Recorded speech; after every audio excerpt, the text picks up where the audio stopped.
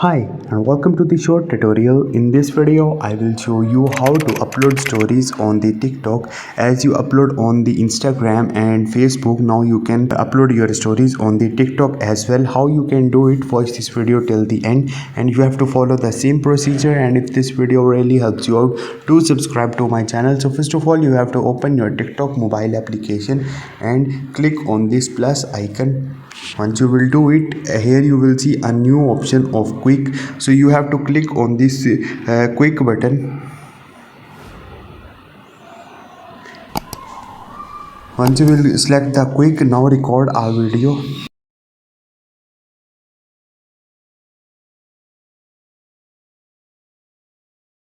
Once you will record it, now you can see you will get a new option, post to story, or click on the next. So simply you have to select a post to story from here. Once you will do it, it will upload as your story on the TikTok profile. So as you can see, this is the new feature. Hope this video will helpful for you. If you have any question, you can ask me in the comment section.